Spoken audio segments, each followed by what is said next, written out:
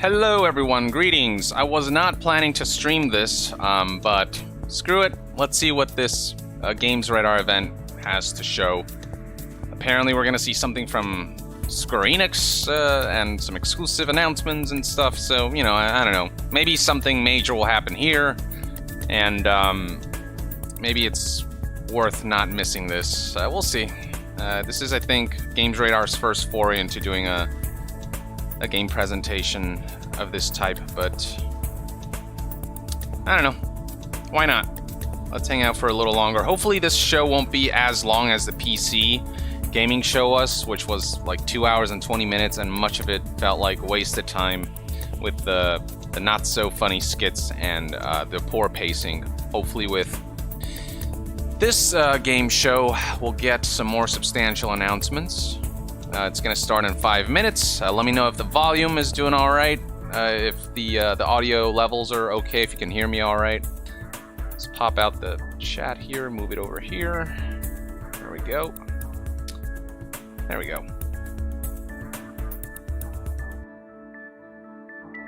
Tivinos asks, how was the PC game show, guys? I tweeted out my sentiments recently, but basically, some interesting games that were shown. Persona 4 golden announcement for PC was cool, and there were a couple highlight moments here and there, but for the most part it was really poorly paced. The jokes and the skits did not land at all and extended the runtime by an unnecessary amount.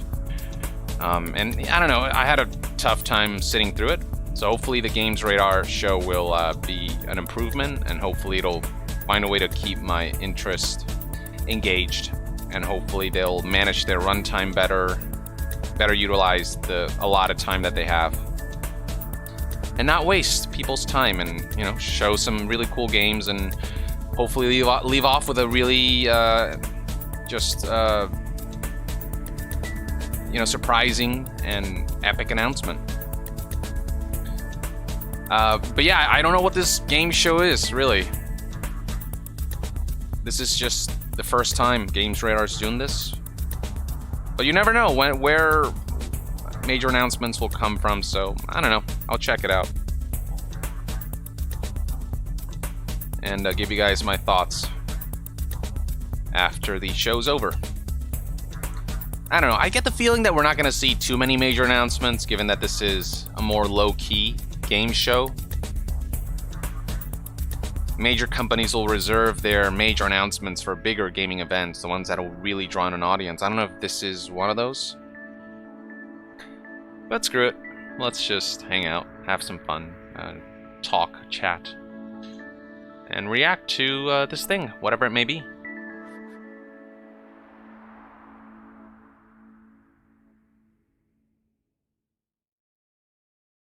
Now, a lot of people seem to agree that the PC game show was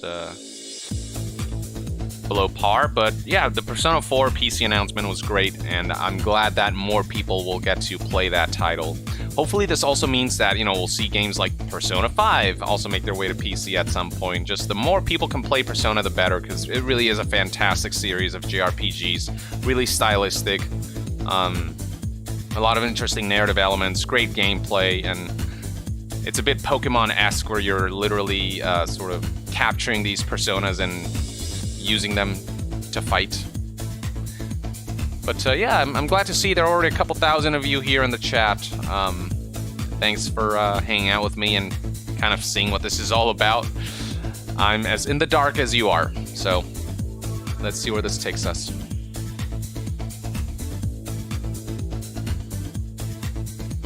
Umbrella says, Mafia 1 trailer was nice to see too. I agree, the Mafia, I wish they would have shown more gameplay of that game, but there did seem to be some like in-game footage here and there, and they showed like some in-game screenshots, and it looks really good. Like, it really looks like a thorough remake, and hopefully it'll live up to the original and enhance it in a lot of ways.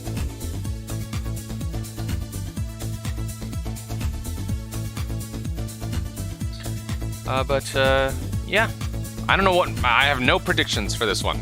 I legit just don't know what's gonna happen.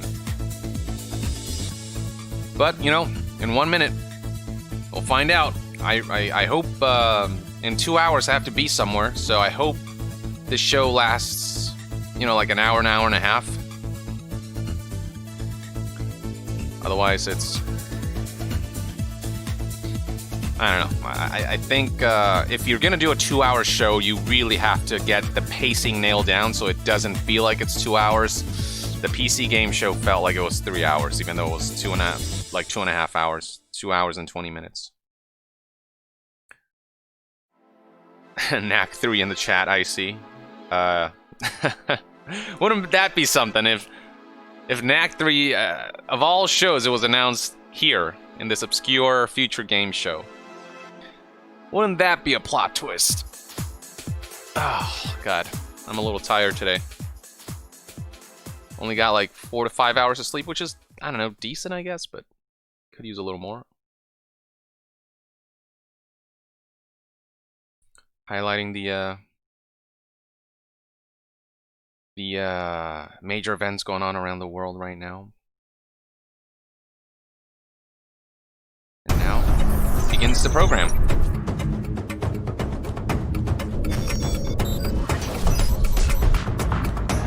Or I shouldn't say event, it's more just a movement, an issue, whatever it is. But yeah, here we are. It's game showcase time.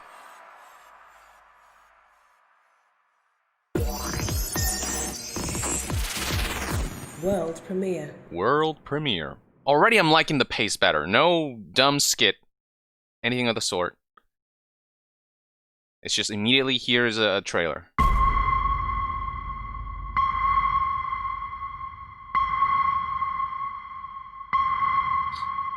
Team Kill Media.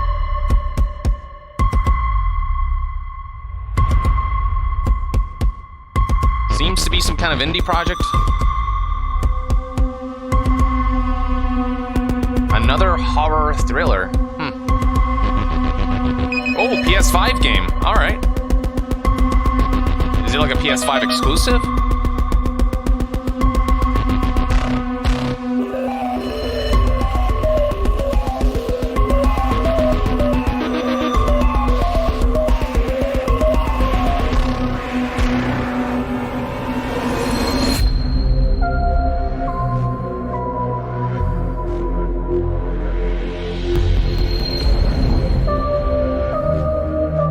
Quantum Error.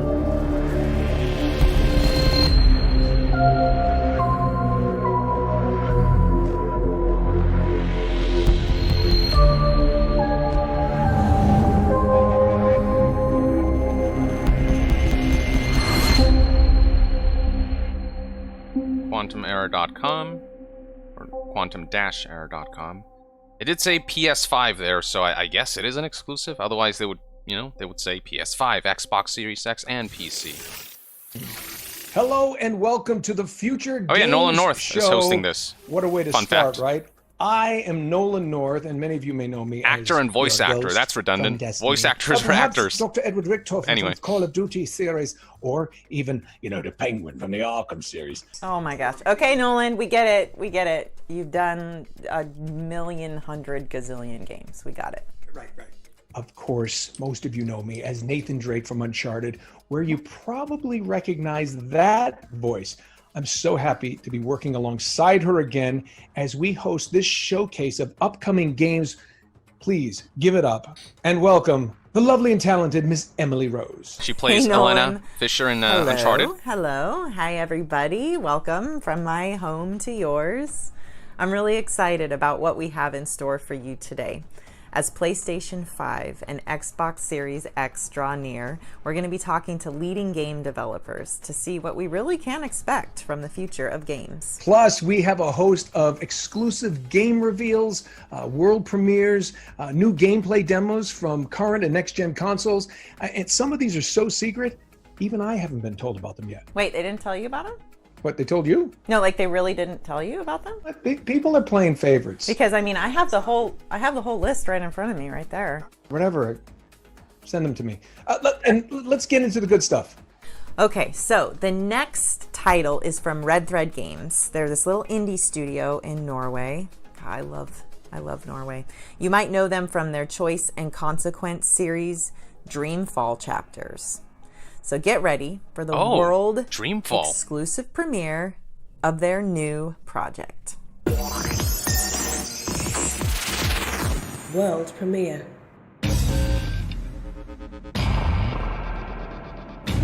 So this has a very comic book style visual palette.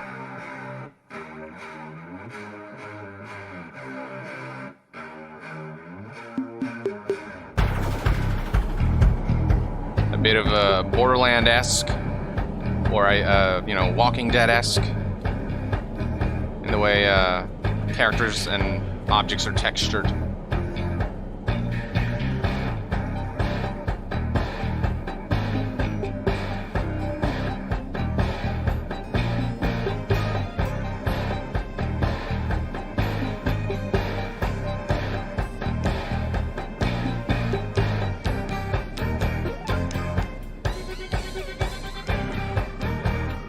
Something real quick. There we go.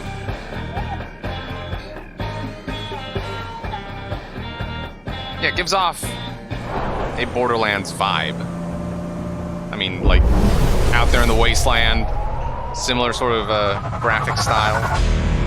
But it's definitely not Borderlands from what I can see, so. Whoa, what are they? The Combine?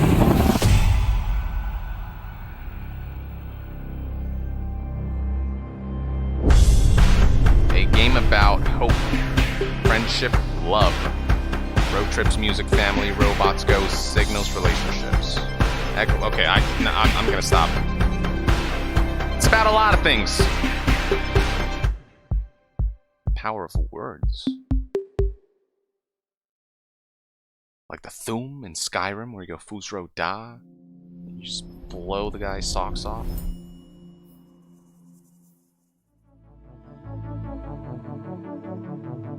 Hey, my name is Ragnar Tornquist. I'm creative director at Redmond Games. Are we seeing some gameplay? On a game called Dustborn. Well, that's good. I'm already liking this presentation better than the PC gaming show. Right to the point, no skits, no bullshit. Dustborn is a story-driven action-adventure about a band of misfits and outcasts on a road trip across America.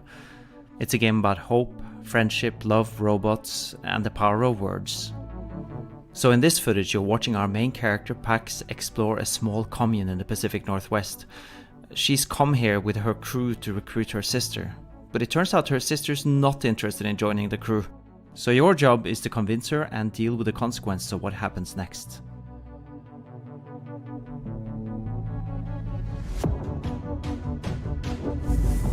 Whoa, alright, Fuzroda, indeed. Dustborn's coming to PC and next generation consoles in 2021. I thought it was going to be like an adventure Thanks again game. to Ragnar for that exclusive first look at Dustborn. But there's some third-person Okay, action. what's next, Nolan? Next, we've got a hardcore first-person platformer whose recent Steam demo was played over 100,000 times. Here's an exclusive look at a new cyberspace level containing new enemies and abilities from Ghost Runner. Ooh, I've seen this game. Exclusive. Yes, I'm actually really interested in this one. This is very cyberpunky, and you're like you're net running essentially from what it looks like. Embrace the software. Or a combination of both net running and real life running. But either way, it's very stylistic, fast-paced action. It's straight up like a cyberpunk. Speed and mobility are your greatest assets in battle. Like runner, FPS, frenetic, fast-paced, slasher. I don't know. It's an action game, is what it is. And visually, it's super my style, Ghost Runner.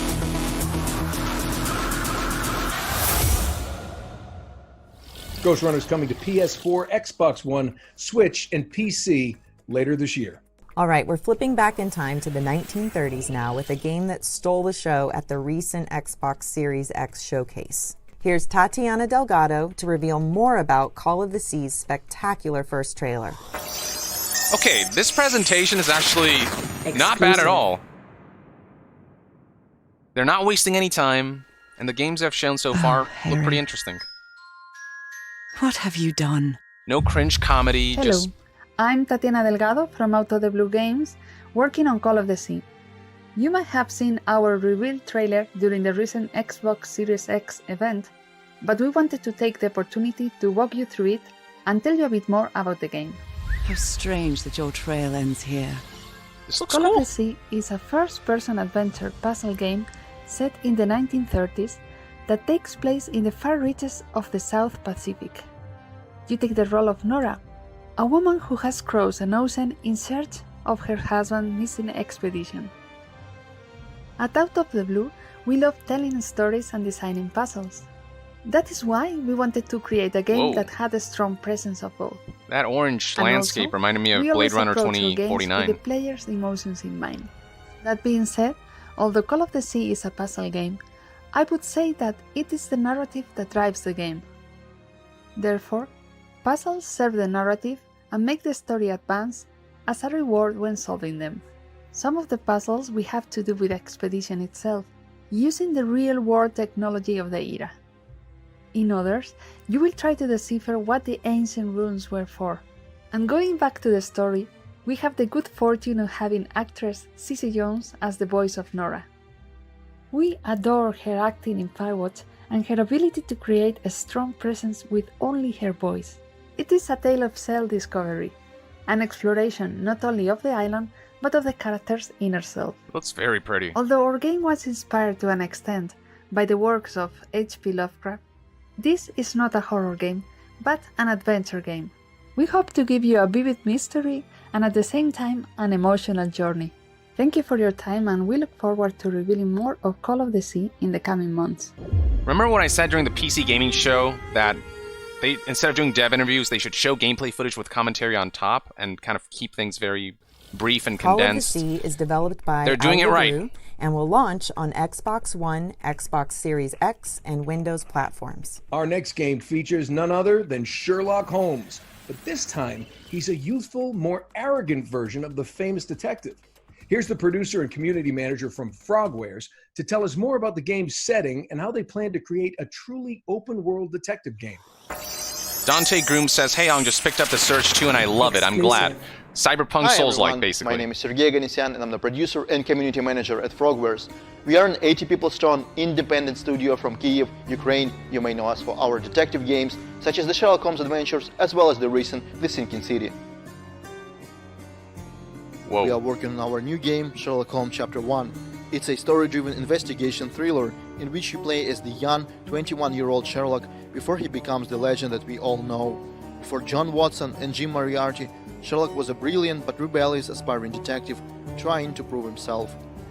The game takes place in the late 19th century on a small Mediterranean island where, according to our story, Sherlock grew up before moving to England, and to where he comes back, now as an outsider, to investigate the mysterious death of his mother, the death that scarred his childhood. Sherlock Holmes Chapter 1 is an open-world detective game with minimum hand-holding. In this game, we are introducing the concept of global investigation gameplay that is heavily based on the feedback that we received from the players on our previous games. We build it on bringing in numerous detective features and mechanics that not only synergize with one another, but also allow you to interact with the world around you. For example, you can now decide to involve random people on the streets in your investigation, ask them for directions, or question those citizens who you think match your suspect profile. And if you doubt they would even talk to some foreigner like you can for instance find the right disguise, say police uniform, to loosen their tone. It's up to you to discover that synergy and use it at the right time, because as I mentioned, there is minimum hand-holding in the game. Of course, making the right deductions and tracking down criminals is another exciting part of a detective's job. We are aiming to give the player the chance to miss a piece of evidence, pursue their own lead, and eventually let a killer walk free. Those who played our Sherlock Holmes Crimes and Punishments will know what I'm talking about. We are bringing Sherlock Holmes Chapter 1 to PC and console sometime in 2021. Thank you so much for your time and enjoy the rest of the show. There are some fantastic games here that we cannot wait to play ourselves. Looks alright.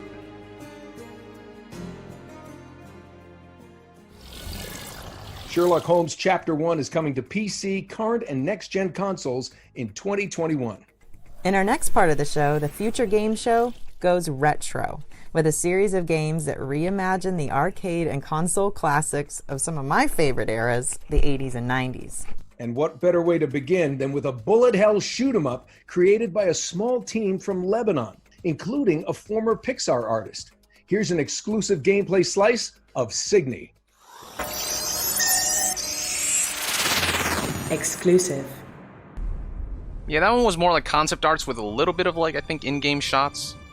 But still, the presentation style is much more engaging than the way they did it at the PC game show.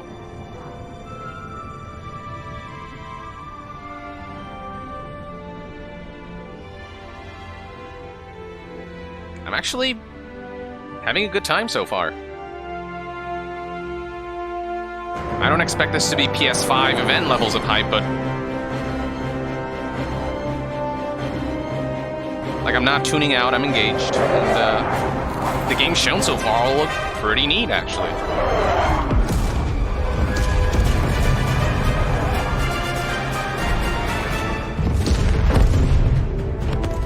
Whoa, okay.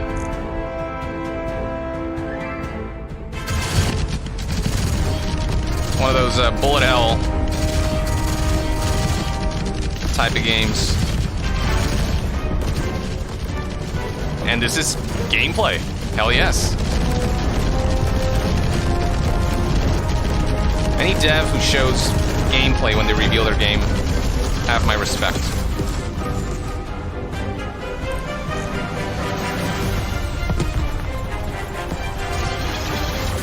This looks very pretty.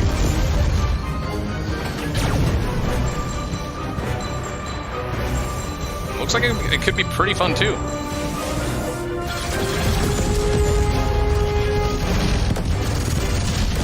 Whoa, damn.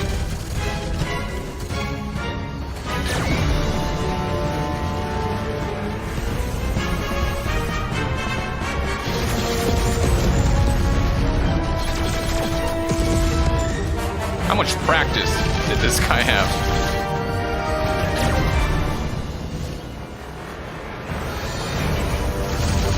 Wow, look at this. I'm digging this, honestly. I actually want to play this.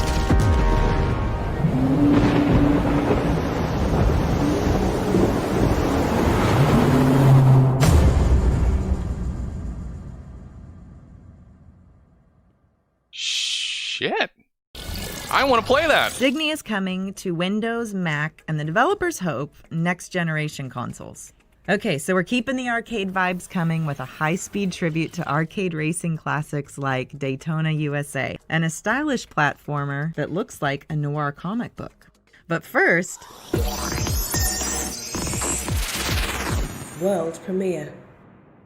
Cuts the flesh. Ooh, what is the this? Mind will fall. Slay the seven. Save us all. Fulfill what others failed to do. Mornia depends on you. Oh boy. Wow. What? Welcome to 16-bit Dark Souls / Bloodborne. Wow, that escalated quickly. Okay. This looks awesome too.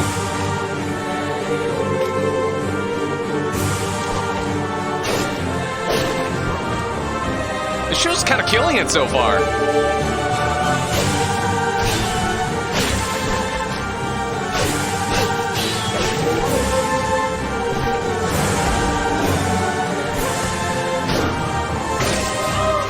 Yo, I want this. Morbid, the Seven Acolytes. The Seven Acolytes. Magratheus bless you, Striver. I need it. Exclusive. Hot Shot Racing. This seems like a digital Devolver title.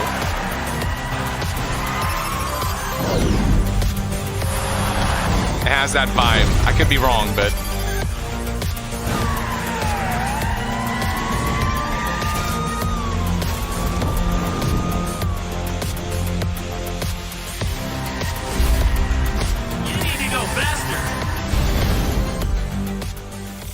No, it's not.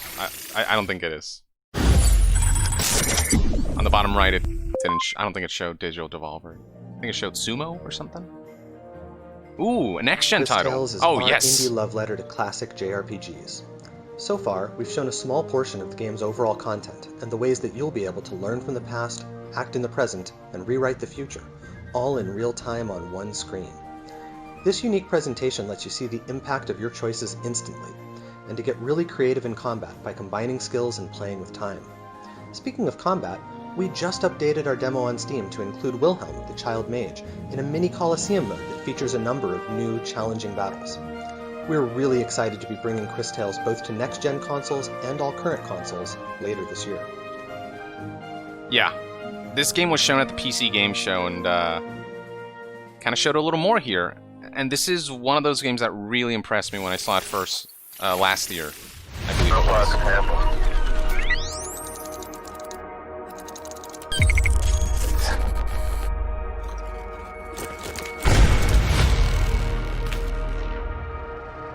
Liberated is coming to PC. Whoa, and what is this? With improved visuals on your computer. I fix computers. My clients pay cash. It's none of your goddamn business what I do with it. Wait, I love the art style. It reminds me of the Metal Gear visual, like comic visual novel game that was released. This tech enslavement, that. What's next? Chemtrails? Now it's our time to be heard. Or like Peace Walker's cutscenes, it's got that style, but for the whole game? Where the hell did they drop me? And finally, we're delighted to announce the release date for Neon Abyss, a frantic action platformer which fuses classic visuals to an ingenious roguelike dungeon system. Its publisher, Team 17, has encapsulated the spirit of independent games for over 30 years, with titles including Worms, Overcooked, The Escapist, and a whole lot more. And Miloko says, watch since 20k subs and your content is still just as honest and awesome. Keep it up, bro. Stay safe. You stay safe too, and thank you for the kind words. Really appreciate it.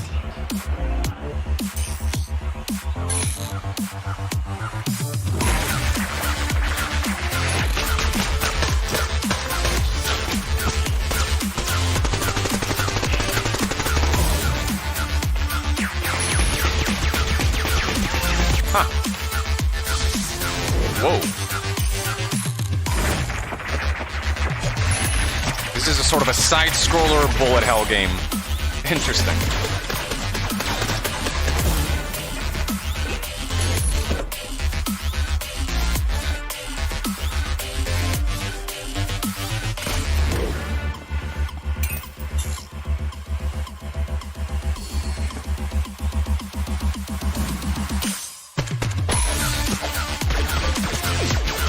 I dig this.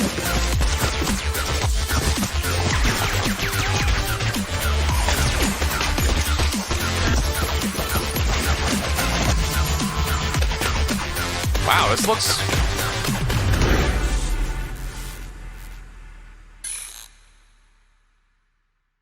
well done. Wow. I'd play that too. Team 17. Neon Abyss will be launching on PS4, Xbox One, Switch, and Windows on July 14th, 2020. Our next game has been in early access since 2018 with an almost 90% very positive reviews on Steam. Here's an exclusive look at the new Easy Day Academy high school level in skateboarding sim Skater XL. There's a skateboarding sim game? Exclusive. Why not?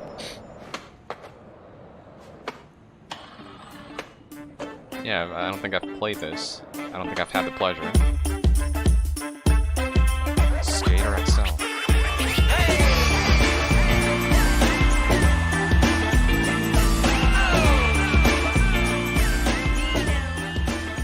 Hi, my name is Dane. I'm the director at Easy Day Studios, and we're working on Skater XL.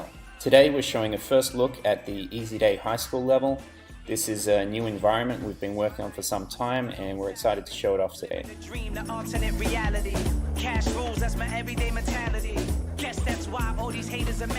Looks This pretty level smooth. is based on something that's really key to skateboarding, which is the California school environment. This is something that's been in countless skate Like videos the animations? over the years. Elementary schools, high schools, very common sort of area, type of terrain for skateboarding. One thing we learned in starting to build environments game needs more for anti-aliasing, SkaterXL though. is that we A lot have of a very jagged unique edges. game mechanic, so we had to go back to the drawing board on how the levels were designed. The pieces of the level are combinations of elements that we've designed ourselves, but also we mix in countless real-world spots. There's probably about 25 real skate spots, some that are very recognizable to anyone in skateboarding, from real high schools, real elementary schools. We've got Wallenberg, we've got Clipper, we've got parts of Lockwood Elementary, just a lot of different places. Again, these are historic pieces. If you know skating, you probably know a bunch of these spots. And the interesting thing is, again, based on the game mechanic itself, we've actually massaged and tweaked each of these spots to be not just recognizable, but also really fun and work with game mechanic as well. Flying out to unknown settings. Fun fact, as a kid, I actually used to skate. I got as far as learning an ollie. The thing about SkaterXL is it really starts with the controls. And the joysticks, the analog sticks on the gamepad, map directly to the feet. And being So you able have to do independent kickflips control of each here of and the there. foot. That's as far as I everything got. is completely physics-based and generated in the moment. So what this leads to is, kind of a first for skateboarding games in general, is that, the gameplay is not driven by animations, it's driven by the Look at physics. We didn't actually program tricks Left and right into stick. the game, we just programmed movement. And with that This is movement, left and you're right able to foot. do all kinds of tricks. So as you build up your skill, That's kinda you're also neat. building up your ability to articulate and perform those tricks in different ways. The element of style and execution comes into it, and that's really where the satisfaction, the fun of this game comes, that you're really directly in control. I'm headed right to the top until I'm famous. Just like real skateboarding, there's such a depth in the ways that you can use that board and how you can develop your skills. It becomes a very personal thing. And in the real world, that leads to all these other things that pop up around skateboarding, the culture and the creative side and the community. And that's something very unique to skateboarding. Nancy says, you don't YongYea, see pics or it with- didn't happen. with I don't know if I other have things. pictures So, of that. our goal has really been to capture a lot of those elements and bring them into the game as well. And I left my skateboard in Venezuela before I moved here. The interesting thing is that it's been a decade since the last significant entrant into the skateboarding genre, and it hasn't been explored in recent times when we have all these different things available to connect the community, to put content out, different platforms. So we're seeing a really interesting explosion of content, our creative community, and modders and all these different things happening around the core of the game. So it's really exciting to see where this could lead in the future. SkaterXL is coming out onto all major platforms July 28th, and that includes Nintendo Switch, PlayStation 4, Xbox One, and PC. The animations look very smooth. Thanks, Dane. The and whole graphics could team use at a little Easy Day more work. Studios. Our next game bills itself as Synthwave FPS. Which means it looks nice and you shoot things. It's already been a big hit on Steam, and we're pleased to announce today that it's now coming to Xbox One. This is GTTOD. Get to the orange door. Exclusive. We have arrived.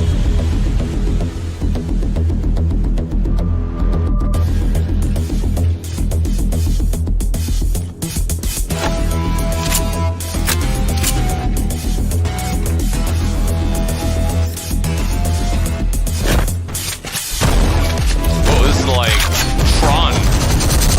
The FPS. Whoa, that's fast. Jesus.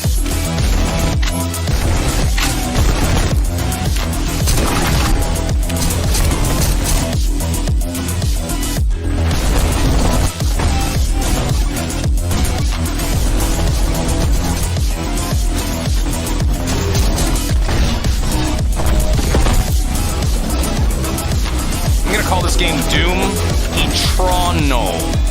Nailed it. Get to the orange door. Interesting name. Get to the Orange Door is coming to Xbox One in 2020, and we're pleased to announce that a new demo is available right now, free to download on Steam. Okay, Nolan, come on. You're dying here. What are you talking about? I'm not that bad. No. I mean you're going to be dying when you play our next game. A third-person action-adventure. Get this. It's set within a coma where you explore your memories while fighting for your life. Okay, I'm confused. I think I need to see the trailer. All right, glad you asked. Exclusive.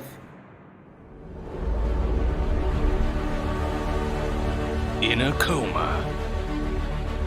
Okay, so you're in a dream of some sort.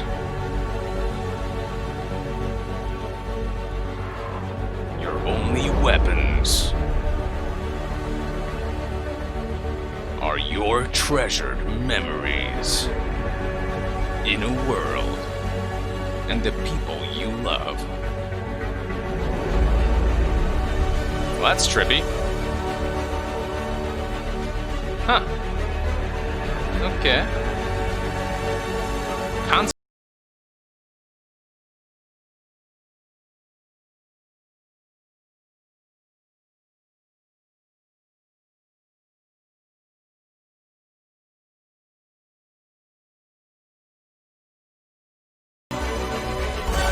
This guy has some weird dreams. I'll say that. Waking is what the game is called. Waking is coming to Xbox and Steam on June 18th, 2020. Who wants an exclusive premiere? Well, I'm not really asking here. This is actually happening.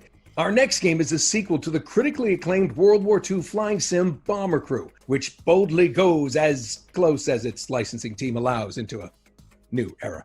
You get it. Never heard of this. World premiere. From Curve Digital and the creators of Bomber Crew. For too long, the Phasmids have been causing trouble in our peaceful little corner of space. But not any longer. Gina, let's go full Abrams with the flares. Enlist today to embark on an epic space adventure and do your part. Let's get some of those cool wipey things in this part, Gina. Join us on Athena Station. Experience the rush of spaceflight. Seek out new life. And make new friends along. And make new friends. And make new friends along the way. Live, laugh, and prosper. And may the Force join the space crew. Gina, let's zoom around in 3D and get some explosions going on here. So it's a Space Crew sim. Space Crew Manager. Okay. Space Crew is published by Curve Digital and will launch on PC, Xbox One, PS4, and Switch in late 2020. Hey, Nolan. I got a good question for you. You ready? Is that what Emily is Blunt? Scarier than clowns? Is that Quiet Nothing Place 2? is scarier than clowns. You know that. Well, you wouldn't say that if you'd been to Wales. You should probably cover your eyes for this. She kind of looks like Emily Blunt. Maybe I'm totally wrong. Exclusive. Okay, it's another game. These are not words I wish to write. I fear you may believe me taken with madness. My father seeks to use me. He wishes me to sing for him as she did. To become the star attraction that will draw good folk to this accursed spit of land. I cannot explain further, but ask that you trust me. Your love, always, Elizabeth. Hello, my name is Ben Tester, and I'm head of marketing at Wells Interactive. Right now we're finishing work on a new title, Made of Scare, and we're really excited to be able to share with you this new and exclusive gameplay footage. I love how much gameplay I'm seeing in this presentation. Made of Scare is a first-person survival horror game. Just this whole which show. features a story inspired by Welsh folklore. It fuses psychological, gothic, and British horror. Set in 1898, Made of Scare is inspired by the haunting Welsh tale of Elizabeth Williams. It's a story of a family empire that's driven by torture, slavery, piracy, and a supernatural mystery that suffocates the grounds of the hotel. And we're talking about game In this piracy, footage, we the wanted to worst of explore crimes. the 3D sound-based AI system that is the core survival mechanic. We want to show you what you can do to remain undetected, and if you're caught, what tools are available for you to survive. Whoa. The enemies at Scare Hotel are completely blind, and they hunt by only what they can hear. So any noise that you make from walking or running, bumping into environmental objects, or even breathing heavily will often result in death. Ugh. So you can avoid detection by creeping, avoiding the obstacles that make the noise. But if the Straight enemies up. are close, then holding your breath is the only option. A Quiet Place the If you game, mistime this kind and of. run out of breath, then even your panting will get you killed. You are not completely defenseless. There'll be a sound-based weapon available with limited ammo that's hidden in and around the grounds of the hotel. You'll have to find health items, collectibles, puzzle pieces, map pieces, and story pickups, all items that you can find and add to your inventory. The game will feature 3 levels of difficulty. The scares remain the same throughout, but a change in AI behavior, enemy strength, limited manual saves, and reduced ammo and health items will put more of an emphasis on that classic survival horror experience. Made of Scare is coming to PC and console, with a digital and physical launch on PS4 and Xbox One. Is that this July. Nemesis? You can wishlist the game now on Steam, or and pre-purchase Mr. will X? be available in the coming weeks. Thank you for joining us. That's Mr. and we X. hope you enjoy the show. With a bit of a facelift. Yep, he's got the hat and you everything. Can open your eyes now.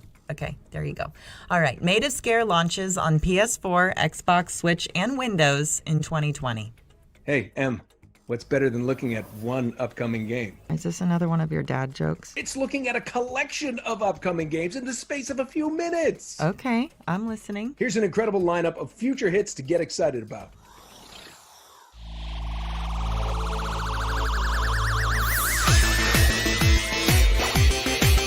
Mike's already out.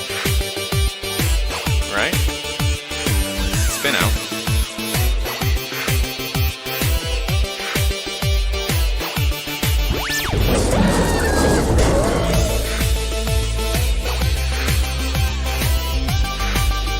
Oh yeah, Carry On looks super interesting. You're this giant, monstrous blob of flesh.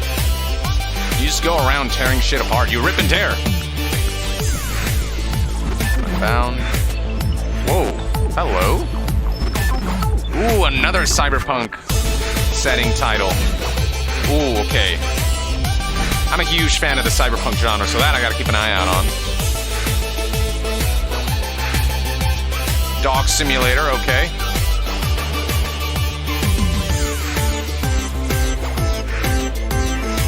The Almost Gone.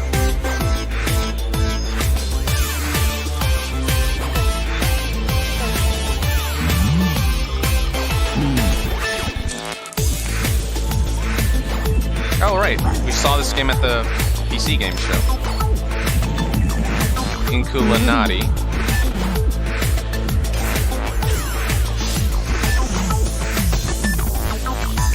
Huh. Alaloth.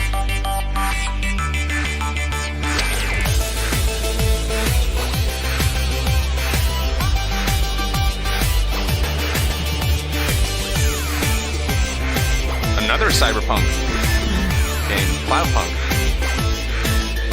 I've heard rumblings about this one too. Also very pretty. What? This is like Mario Strikers, but with frisbees? Hammer Team. Kind of looks like Fallout Shelter.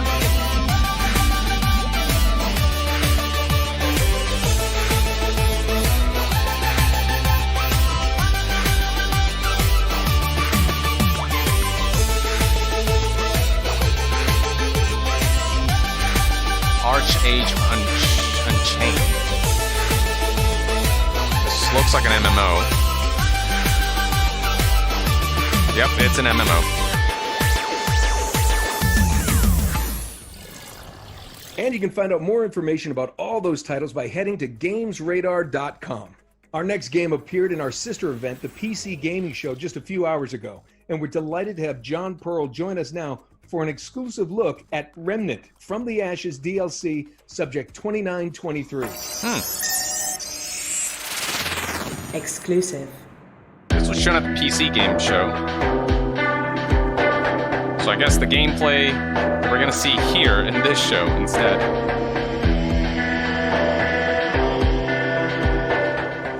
Hello, I'm John Pearl, the design director at Gunfire Games. Yeah, straight Right now, up. the team is hard at work on Subject 2923, the final DLC for Remnant from the Ashes.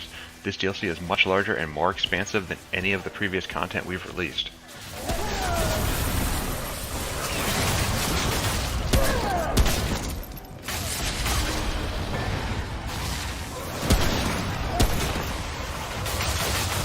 This DLC will introduce a brand new campaign that takes place a year after the events of the base campaign of Remnant. This campaign focuses on the origin of the Dreamer project, sort and of how like it connects Dark Souls to the with Roots guns, invasion on quote Earth. unquote. With the footage we're showing, we're giving y'all a sneak peek at the icy and unforgiving heights of the new explorable world of Reesum.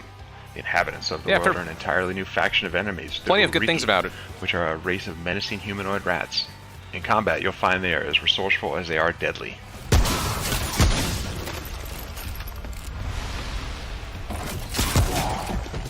This DLC has a lot of additional content. With the addition of the new campaign comes all new quests, bosses, weapons, trinkets, armor sets, and more. Additionally, Reesum will be added as an option in Adventure Mode, and if you have the Swamps of Courses DLC, it'll add Reesum to the rotation of Survival Mode as well.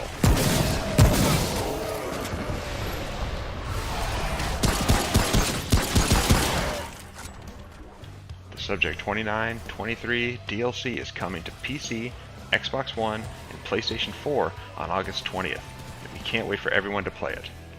Thank you so much for tuning in to find out what's next for Remnant from the Ashes. Hope you all enjoy the rest of the future game show.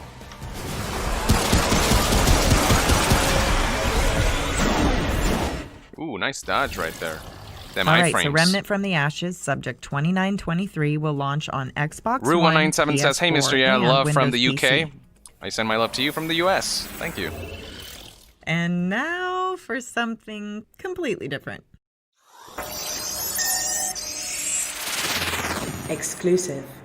Everybody loves playing board games now they're finally cool. But they're not so easy to play when you can't meet up with your friends or loved ones. Don't fret, my old chums. Here at Thunderbox HQ, we've been working tirelessly to create state-of-the-art AI, amazing computer graphics, a bitching synth soundtrack, and our laser-powered but totally harmless board game zapping digitizer. All so we can bring you the retro sci-fi survival strategy we like to call The Captain is Dead. Let me just load it up for you.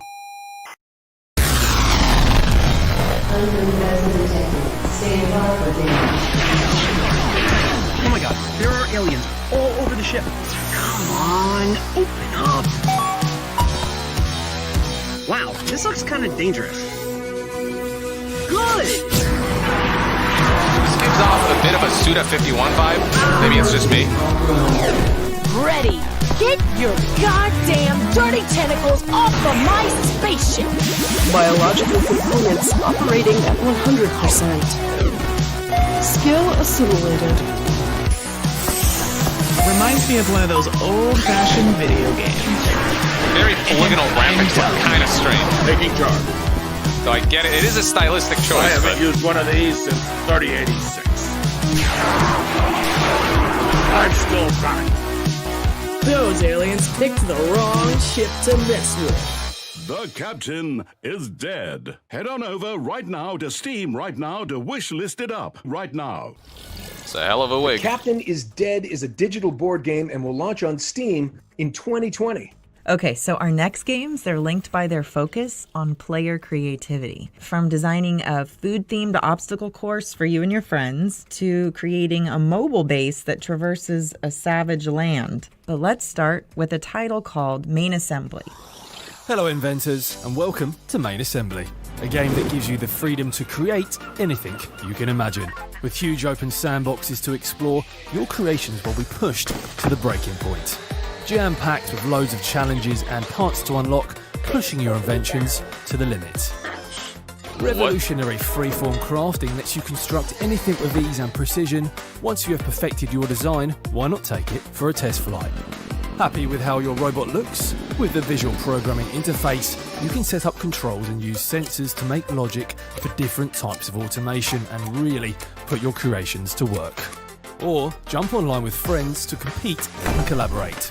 Show your creations to the world and test out what others in the community have built in the workshop. You make carts. Will your creation be the one that everyone is talking about? And vehicles and planes. Main Assembly is out now in early access. As well as your own obstacle courses, I guess. See you there, inventors. Alright.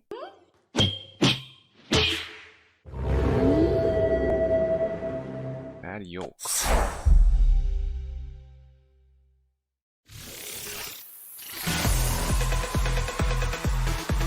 Oh, this game, yeah. We saw a glimpse of it, I think, at the PC gaming show.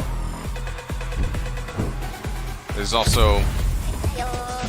Hello, my name's Jamie Jackson. This also emphasizes user-created content. And today we're super excited to give you an in-depth look at our new games, Blanco's Block Party. We're a new studio created by a bunch of veterans who helped create some of the world's biggest game franchises, including Call of Duty, World of Warcraft, Skylanders, DJ Hero, Guitar Hero, and Minecraft Story Mode. Blanco's Block Party is a game about vinyl toys coming to life. Do you help create Knack? It's actually more than just a game. It's if a not, place what's for the point? Gamers and content creators and collectors to come together and to build and to own and to set the rules for the worlds that they want to play in. So here we can see one of our Blancos running around the Junction. The Junction in Blancos is a really cool place that is just the beginning of the Blancos world that is going to grow over time. You go there as a solo player, it's going to be full of other players doing their thing. It's going to be full of gigs and dares that our NPCs are going to set for you. As you do these things in the Junction, you're going to level up your Blancos, so you're going to be able to train them to do different things. So each Blanco that you own, not only do you own it, you get to train it and to be the type of Blanco you want it to be. So you could make it super fast and jumpy, you could make it super Wonder if this show is going to have like a big sort of surprise at the end of it. Some of the race games. You're also going to be able to get these really cool rewards from the quests. Maybe from Square Enix? Maybe that's what they're waiting for? Things that you can attach to your Blanco. That maybe that's what they save for last? Will actually enhance a lot of your abilities. But the Junction is just the beginning, and it's going to grow and get bigger and bigger over time. Now what we're seeing is some of the UGC content. So everything here, people just built using the UGC editor. We wanted it to be super easy for players to build and create these levels. Key to it is everything can be done with a game controller. In Blanco's Block Party, you're going to be getting new content seasonally. And what that means is we're going to be delivering you some really cool stuff that is only available for that season. So if you go and buy a Blanco in Season 1, that won't be available once you get to Season 2. So if you manage to snag one of the cool ones, you're going to be one of the few that gets to keep that for as long as you want to keep it. The same applies to any of the dares and the quests. Those are going to be locked to a season, and anything that you get from completing those things only is available in that season. Ownership is a key part of the experience. So our proprietary technology platform provides true ownership of what players buy and create through verifiable assets.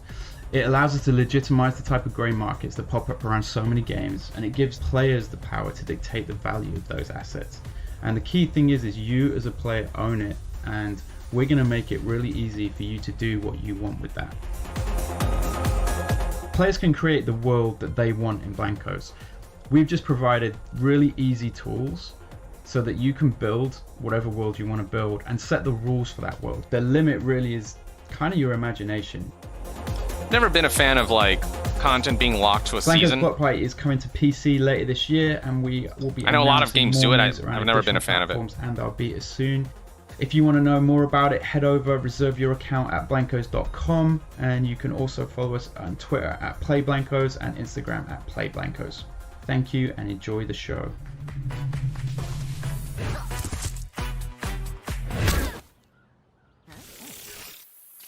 Okay. I don't know if it's my type of game, but it has some neat user creation tools that could pave the way for some fun times. Whoa. What is this?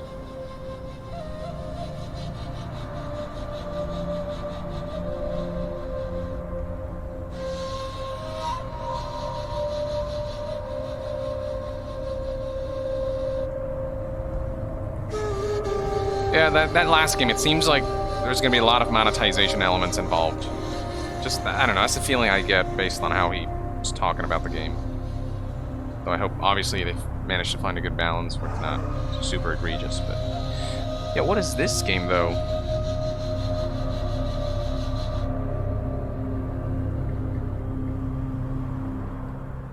Hi, my name is Lucas. I'm a producer here at Donkey Crew working on Last Oasis, and today I would like to show you our new map. Last Oasis? Last Oasis is a nomadic survival MMO, combining innovative features that allow players to traverse the world on complex wooden machines, engage in epic battles both against the fauna and against each other, leave a mark on the player-driven economy, and do many more exciting things in this unique world. What we're showing here today is the next big addition to the game, a volcanic oasis. This upcoming type of a map consists of all new areas to explore, from cold and barren fields stretching all the way to the horizon, to hardened volcanic rock formations that creates natural passages and scorching hot lava lakes, obliterating anything that gets near. As you travel through these vast virgin terrains, you'll get a chance to discover efficient ways to mine obsidian, and find rare loot in mysterious man-made stone ruins, and even hunt legendary killings, these giant winged lizards inhabiting mountains in hot climates. Harsh conditions of the volcanic lands make it very difficult for nomads to survive if they decide to settle on this hot soil. Greenery and sources of water are hard to come by, and hostile flying monsters don't make it any easier to explore because they are attracted to walker wings, making it essential for anyone who decides to venture towards these new territories to prepare in advance. I do love the way the vehicles are designed. Likely take advantage It's all made of out of wood, resource basically. scarcity to try to make some flots But very on desperate mechanical. nomads missing some wood or water, while explorers will be risking their lives to gather rare resources that appear in high quantities in these dangerous conditions. We are working tirelessly to bring in more content and improvements for the game, so make sure to try Last Oasis out now on Steam. See you next time. Okay, it's kind of interesting. Next up, the Future Game Show talks to industry experts about how next-gen consoles and PC technology are changing the way we play. We hope you enjoy our special investigation into the future of gaming. And for the record, we called it that first.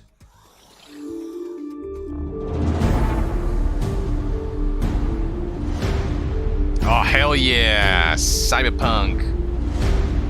There's a Tsushima, Hitman, Valhalla, Assassin's Creed Valhalla, Last of Us, Horizon. It's time to see what's next.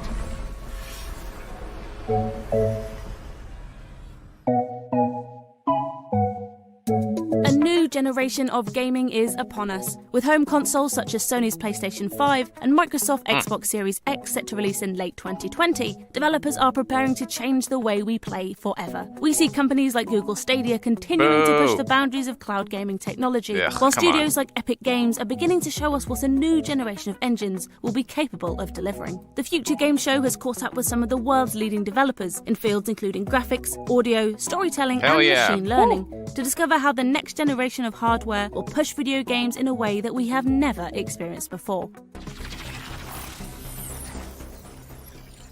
The way that I see game worlds changing in the next generation is with a bigger focus on player interaction and making the worlds feel truly alive. We can already make game worlds that are almost too big for the amount of content that we put in them. So, of course, graphics will take a huge leap forward, but it's the complexity, diversity, and the freedom to play around in them that I think will be the biggest leap. The new technology that really excites me is using machine learning, both to make the game feel a lot more responsive and meaningful to the player, and to augment my abilities as a game developer. The way that I see video games evolving in the next generation is with richer game interactivity. We've seen graphics fidelity just explode over the last 20 years. Games can look so easy. Goes to Tsushima. Easy, looks but incredible. The things you can do in video games have not really caught up. What I'm super interested in is solving problems that help game worlds and the characters in them play and feel as alive as they can now look. The next generation of tools and technology should allow a game to really acknowledge the emergent, creative things you can do as a player, and to help game developers create richer, more soulful game worlds. I'm really excited about using technologies like semantic ML to help game characters feel more responsive and alive, to get the game to create content not just randomly, but based on the kinds of things you've done as a player so far. One way that game worlds might feel more alive in the future is by Witcher. replacing scripted interactions with organic conversations. This live demo from Russian AI project LiveMind literally puts words into Ew. Geralt's mouth and could be a sign of things to come. Do you remember Beglewood Derby? Yes, I won a great saddle for racing then. What the fuck? Whoa! Of course, it isn't just game It's all worlds good. that I will wasn't evolve planning in on the next sleeping tonight generation, anyway. but the types of stories being told within them too. Narrative is such an important component to the games we play, furthering our connection with virtual spaces and the characters that inhabit them. It makes sense then that this is one area developers are eager to evolve. I wrote my first game for a computer with 1K on cassette. Obviously, 40 years later, so much has changed. But in some ways, we're still pursuing the same goal. The biggest benefit of games as a storytelling medium is the interaction, but often we still tell the stories at the players instead of truly letting them be a part of it. Future of interactive storytelling. Yeah, what the fuck was the whole Geralt thing about? That was so weird. As possible. Really making the player feel like they are actually part of the Microsoft Sam is the new voice of Geralt of Rivia, everyone. experiences that they can do not only by themselves but also with friends at home or online. I'm also hoping to see storytelling explore more collaborative efforts, telling stories to larger groups of players at once without telling each of them that only they are the chosen one. When we start thinking to ourselves, is traversal what should be at the heart of every storytelling experience in AAA? You know, can we make it more about the internal conflicts rather than those external conflicts of running, jumping, and shooting? Movies never have to cut away to load the next scene or more assets. If there's a cut to black, it's only because the director wanted that cut in that exact moment. And storytelling goes well beyond just the words being said. It's the audio, and the camera shot, and effects, and the location. Now with characters and the world looking more real than ever, less downtime due to loading, and more feedback from our controllers, we'll hopefully see larger or more immersive scenes that won't need to let up just because the hardware requires it.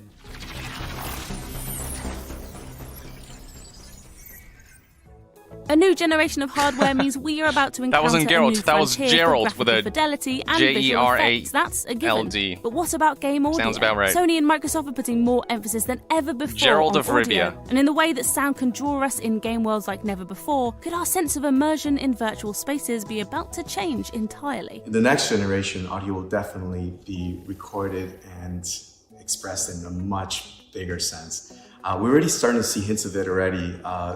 Technologies such as ambisonics and ambisonics are being rediscovered, and people are starting to think in different ways of how we could even push the boundaries even further.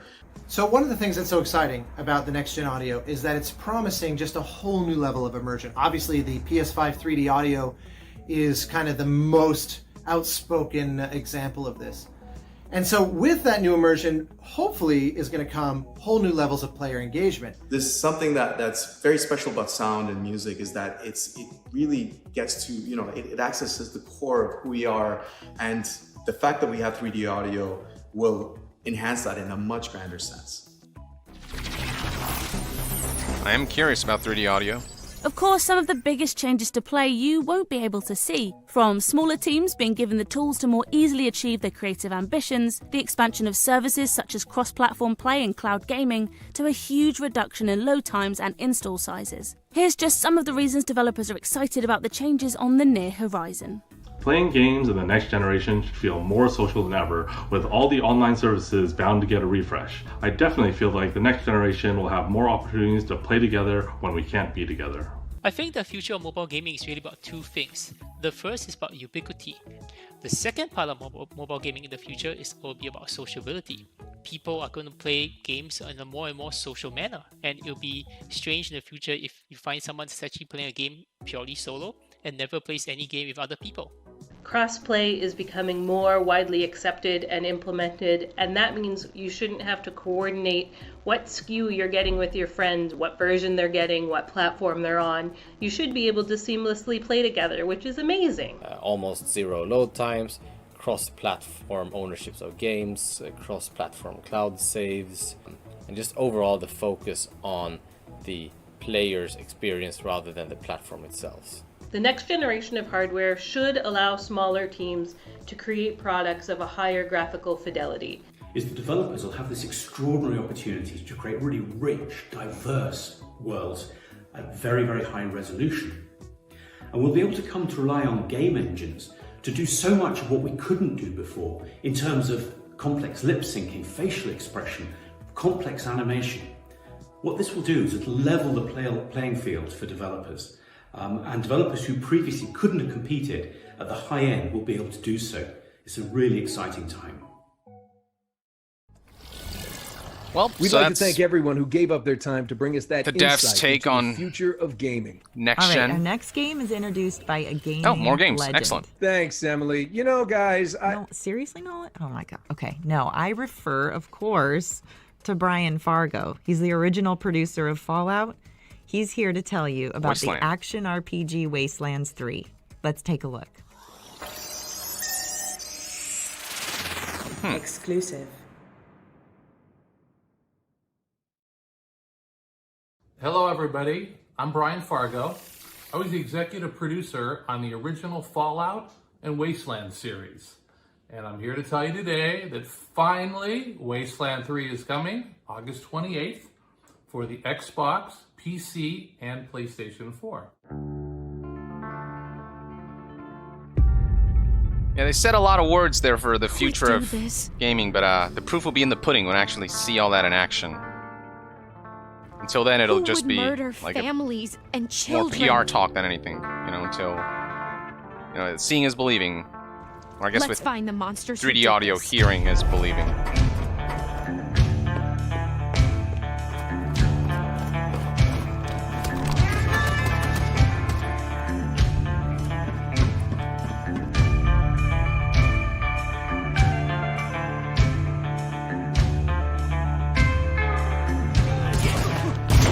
Drop your guns and she doesn't die. Got it?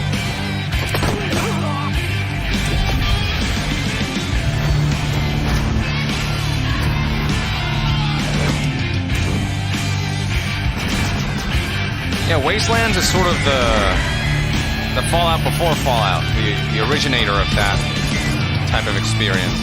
And I'm referring to the old school Fallout 1, Fallout 2 tactical style of gameplay.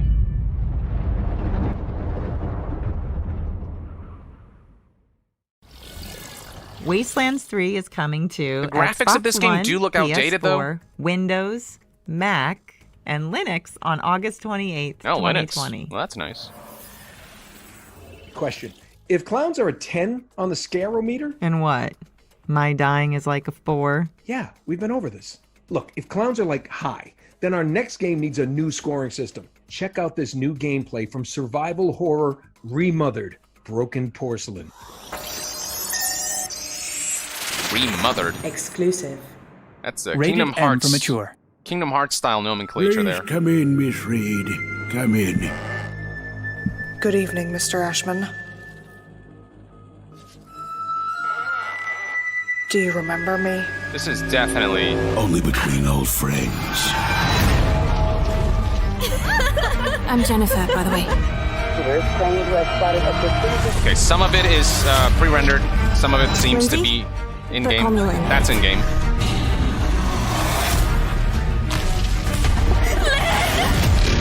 At last. It's just a bad dream. Where are you? Show yourself! What's there? What have you done to her? Man, a lot of horror games shown this year.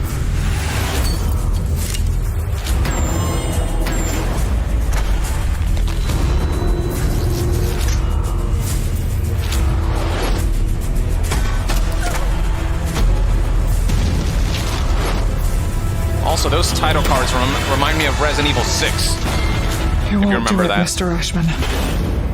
Of course I will.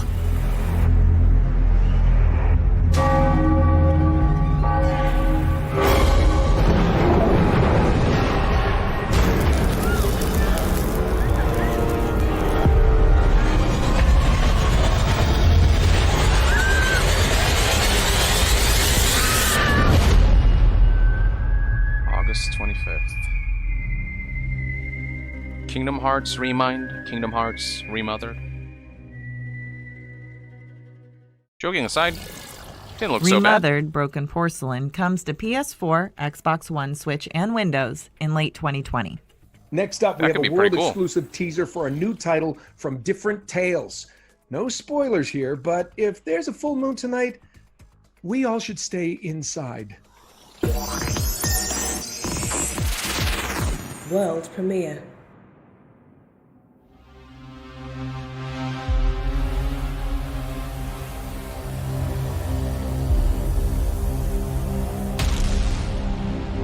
Owl Simulator.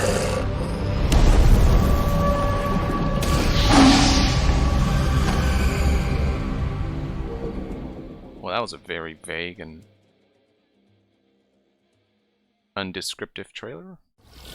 Oh man, we can't wait to see more from this team in the coming months. So the Future Games Show has taken a closer look at the games of tomorrow, but big changes are happening to the way we play right now. Features such as cross-progression and cross-play allow us to... Crossplay? It sounds like you that time you tried to play Crash Bandicoot. As I was saying, new features like crossplay let PS4 owners connect with Xbox, Switch, and PC owners in their favorite shooters. And we caught up with developers Hi-Rez about how these features work in their current and upcoming games. A lot of these, like, banter jokes are not landing, but it's brief enough where I'm like, regardless of which platform they I can, own. like, And it's overlook grown it. in popularity thanks to titles such as Fortnite and Call of Duty Warzone. Developers Hi-Rez Studios are trailblazers in this field, but the industry as a whole has been slower to embrace the potential of crossplay. We caught up with Hi-Rez to ask why, and to discover the importance of crossplay as we head into the next generation. What game is To this? overcome the challenges of making crossplay work, you need to change people's mindsets. Man, those breasticles, There's though. a fear that platforms will lose revenues and lose players to competing platforms if they open the doors to crossplay and progression. In the future, I think you'll start to see consoles and other platforms embrace a truly play-anywhere experience. It will become increasingly less important what hardware you're using to access the game and much more about like connectivity and communication.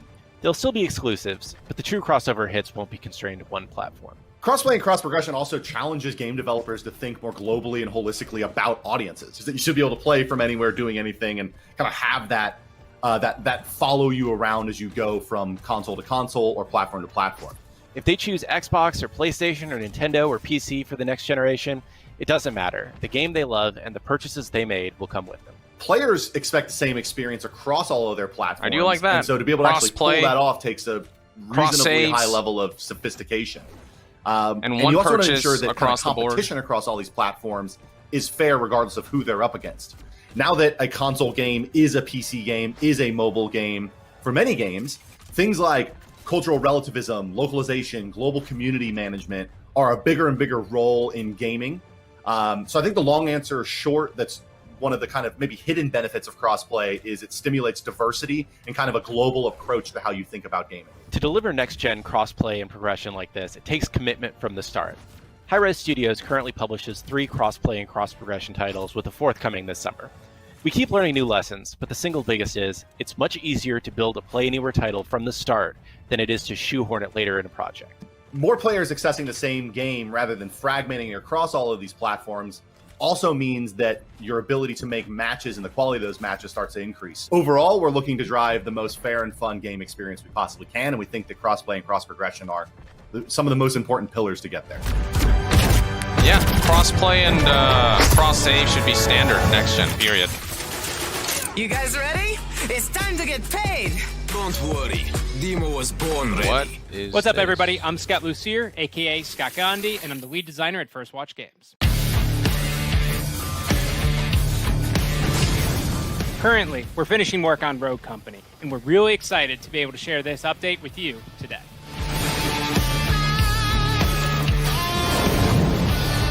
Rogue Company is a third-person shooter that features a unique blend between action-paced gameplay and objective-based game modes.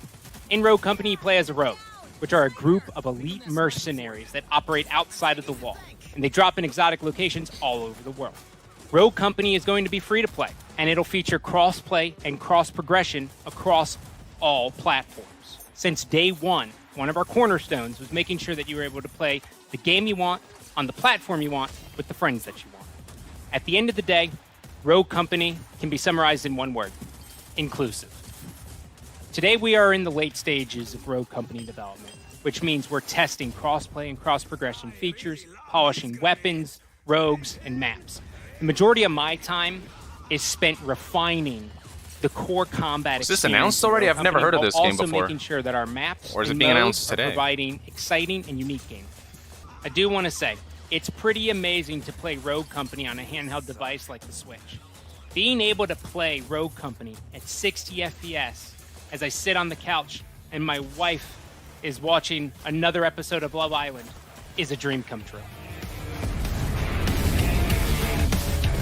Rogue Company is coming to PlayStation 4, Xbox One, PC, and Nintendo Switch later this summer. We can't wait for you to play our labor of love. To sign up for the alpha, head on over to roguecompany.com. Thank you, and enjoy the show. It looks okay. I don't know.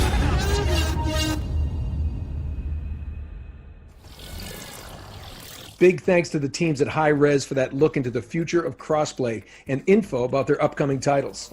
Now we all know the next generation consoles are getting closer. What was that a cover for? Was that for the here's game? an exclusive look at what's to come in Square Enix's third-person shooter, Outriders.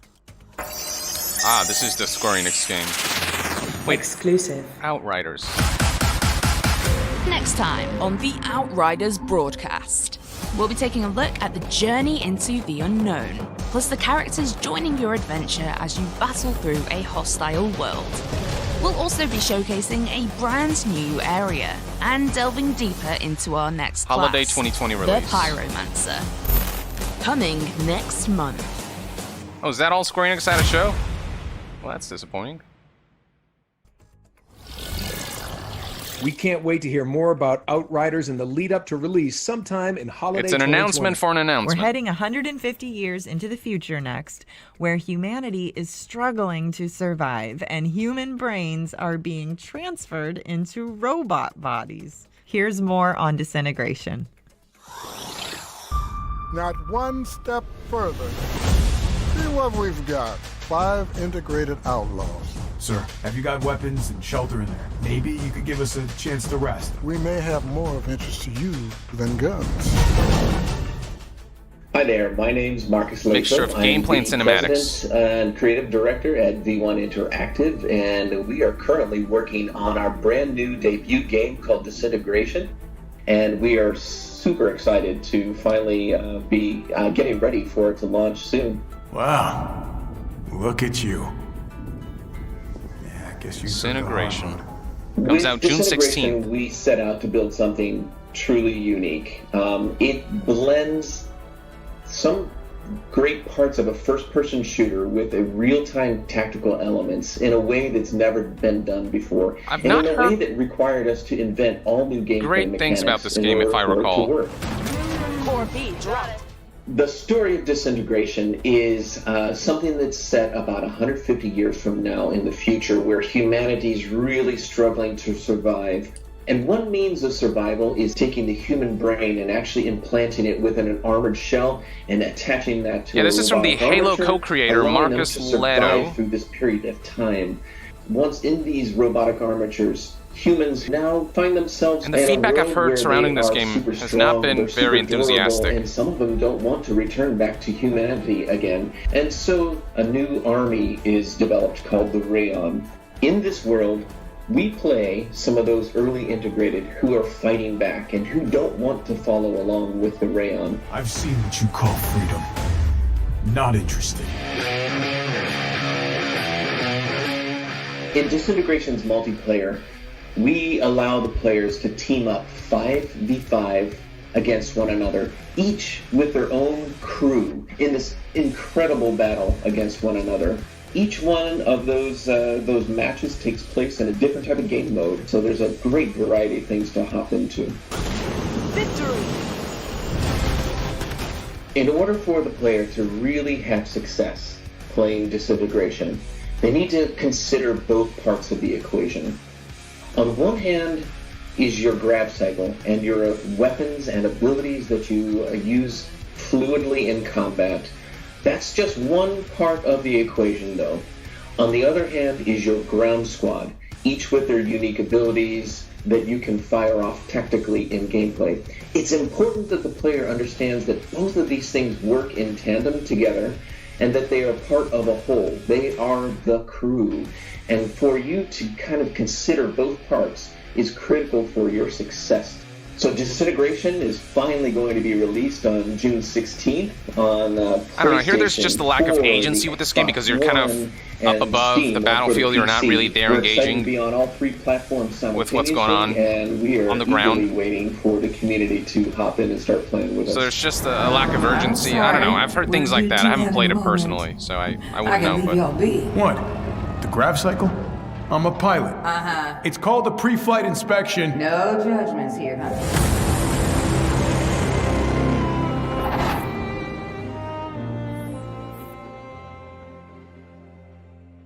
yeah, I don't know. I'll have to, I guess, Disintegration try it out is before coming really to judging. PS4, Xbox One, and PC June 16th.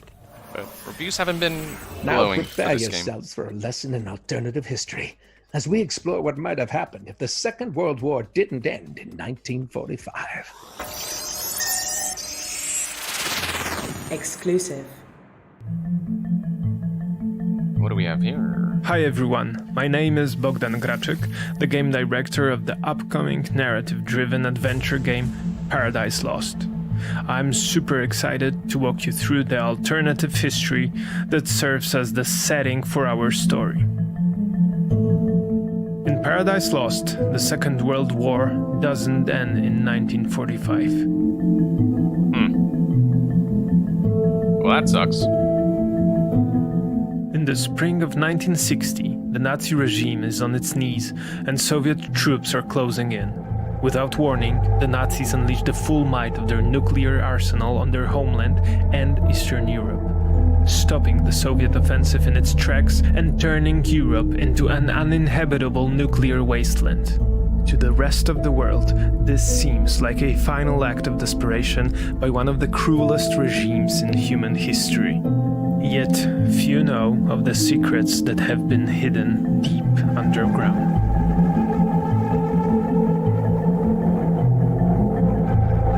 The ARC project is among the most secretive endeavors of the Third Reich.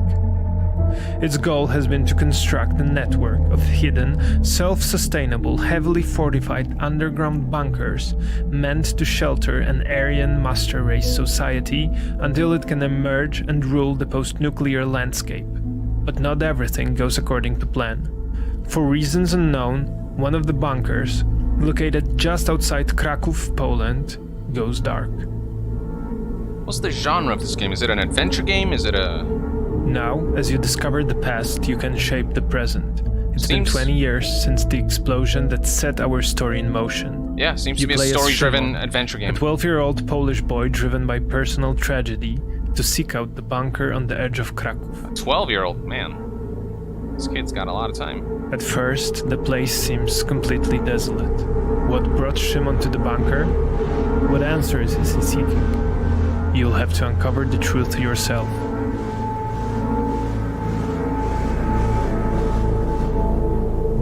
Boy.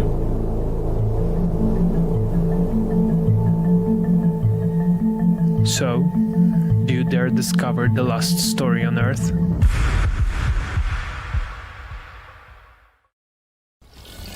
This is a boy Paradise Lost simulator. is coming to PC, PS5, and Xbox Series X. Our next game... Wait a second. Emily, have you crossed another thing off my script? Hey, we discussed this. You can't be trusted. Unbelievable. Okay, fine. Just roll the tape. Devlin Gannon, do you think they'll reveal the new Call of Duty? Here? Hell no. They're probably going to host like their own event or something. That game's too big to be revealed here. Whether you choose Agent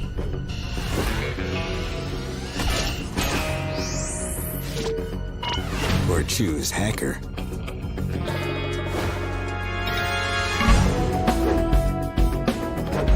it takes two to complete the mission.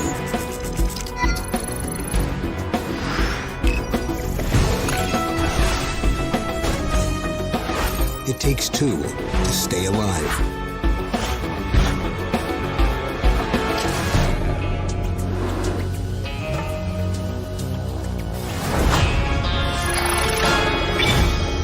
Operation Tango.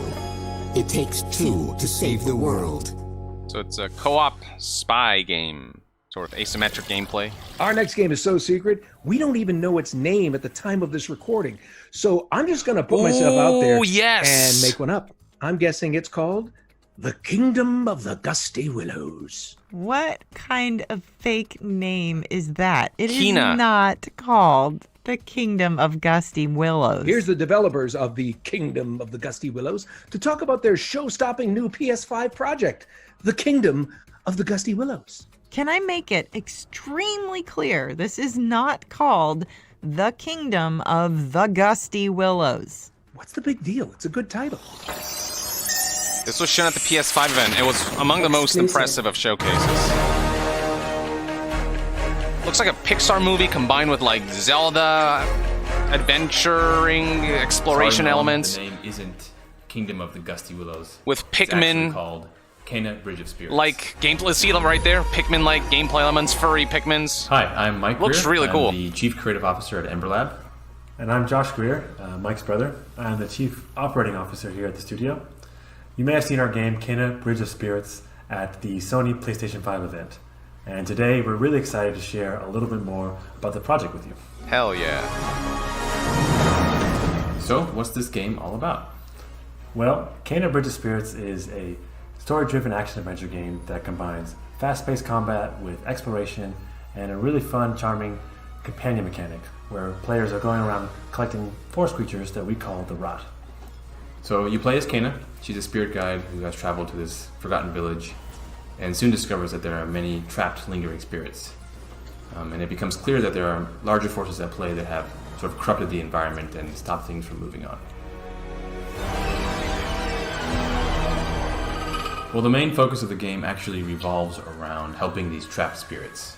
So each kind of level or world that you enter is all focused and kind of themed around the corrupt spirit that's lingering. And to really help these spirits, you ultimately have to get to know what happened to them in their past life. And to do so, you're looking for clues in the environment, facing combat challenges, creature design. solving puzzles. But ultimately, it Really all relies impressive. on building and growing your team. Yeah, the Rot are key to like sort of every aspect of gameplay. They can be used in combat to augment abilities. They can be used to manipulate the environment, to carry things around for you. The more Rot you have, the stronger you're going to be as a player, and the more abilities you get to unlock. The trailer does a lot of things, but one thing we wanted to do was make sure we established the tone and sort of darker elements that are in the game. And people see the Rot and the cute characters, and they immediately fall in love with them, which is great. But the opening cinematic with the meditation and kind of battling these spirits, we wanted to use to kind of set that darker tone and establish these. Yeah, I love that. The player is going to be exposed to some darker themes. Good storytelling. We're targeting a holiday 2020 release, and it'll be coming to PlayStation 5, PlayStation 4, and the Epic Games Store. We're really excited for everyone to get their hands on the game, and in the meantime, enjoy the rest of the show. Looks like it'll be a launch title, potentially. PS5's coming out holiday 2020, Xbox is coming out holiday 2020, Kena's coming out holiday 2020. Do you see that pattern here, maybe? Or if not, it's going to be out like within a month or two. Well, I think that's it. Thanks so much for watching the Future Games Show, and look out for more great next-gen coverage on GamesRadar.com throughout this week and beyond. And don't forget to check out our sister shows from the Guerrilla Collective over the next few days right here on Twitch. Wait, come on, Nolan. It wouldn't be a game show without that, We got one more thing. Yes. Can we do the one more thing moment? You are so right. Wait, are we in this one? No. I hope it's good. Oh, well. But hey, Em, would you work with me again? Maybe in some kind of swashbuckling adventure where I play a roguish, charming adventurer? Nah, I think I've been there, I've done that. I was about to say, I wish there was like that one more thing, that big surprise. 3 years ago, Serial Cleaner took you back to 1970s America in a single-player stealth action crime story where you played as a professional crime scene cleaner, getting rid of bodies and incriminating evidence, all while avoiding the police. Now, with over 1 million owners and releases on all major platforms, we're going to the 90s. Whoa, this art style is...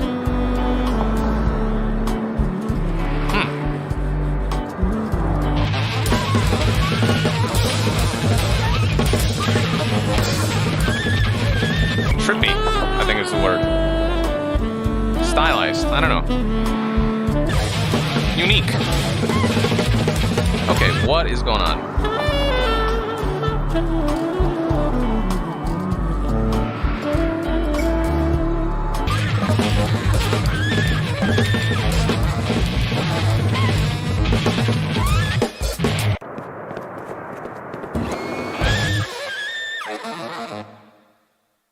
Well, that really does complete our showcase for 2020. Yeah, we hope you've had a great time watching and that you've seen something that you can look forward to.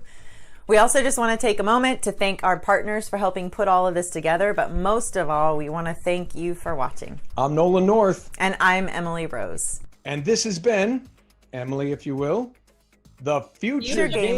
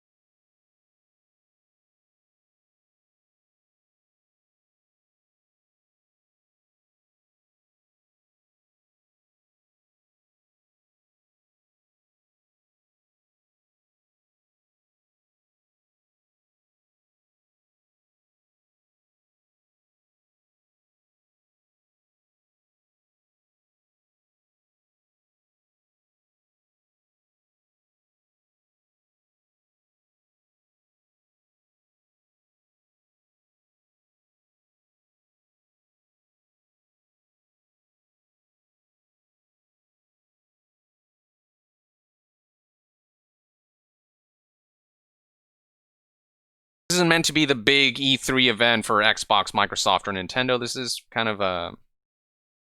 Yeah, I don't know. This really wasn't so bad at all.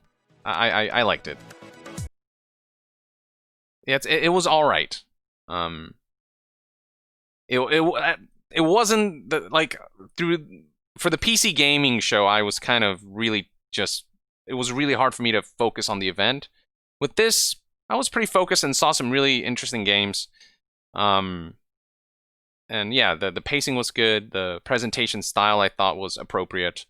And they showed a good amount of gameplay for some of these games, for many of these games. But they didn't close it out with something really something really major. They didn't show new gameplay for Kena. That would have been nice. They just kind of talked a bit more about it, which was good information to get, but also like the footage that they played in the background was just the stuff they already showed at the PS5 event. It would have been nice to have like that one last big thing. And they showed like this kind of cool looking trippy trailer of some game that not a lot of people really know about. And so that was like a point of disappointment there.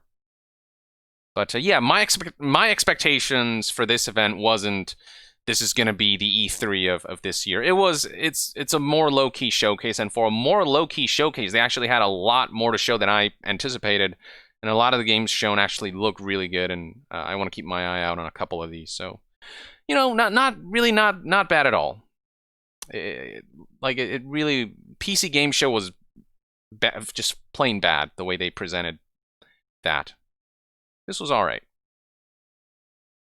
But that's just, you know, that's my take. But yeah, I have to get going soon, though. Sorry I can't hang out to chat for longer. Let's see. Cyback says, honestly, as a PC gamer, I might sell my body for a PS5. Don't do that. I haven't seen many games that I'm not interested in, at least moderately.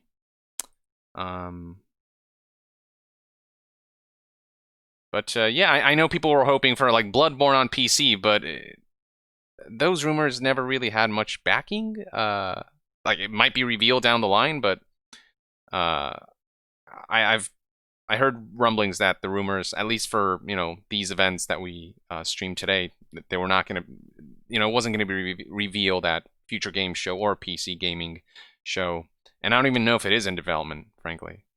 Horizon Zero Dawn for PC would have been a nice way to end things, if because I know that game's coming out on PC, so showing that off maybe a little bit could be cool. Either way, I don't know. I had a good time. And even if if some of you didn't enjoy the show, I hope you had fun hanging out with, me and this community, and just hanging out and chatting and talking about games. Yeah, there's more to come.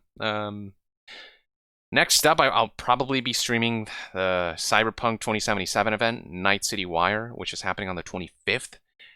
Get hyped for that shit, folks.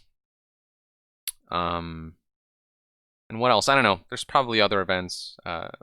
I'll keep you guys posted, and you'll see my live stream notice pop up if there's another major event that I want to stream. But yeah, I was this close to not streaming Future Game Show. I was this close to just skipping it. But I don't know. I'm glad that I didn't skip it. It really was better than I thought it was going to be, honestly. Even if it wasn't a home run, it was still good enough where I left pleased by a lot of the games that I saw, and I wasn't like tuning out like I was with PC Game Show. So that's my final thoughts on that. So yeah, thank you for tuning in, folks. Dragonheart 613 says, "Take care, Young. Appreciate the double duty. You rule." Sure thing, bud. Thanks for sticking around. Thanks for just allowing me to spend my day with fine folks like yourselves. Look forward to the next stream, whatever it might be. I think it'll probably be Night City Wire, but there may be something in between. I don't know. I don't remember, but you'll find out. Anyway, with that, I will see you guys next time.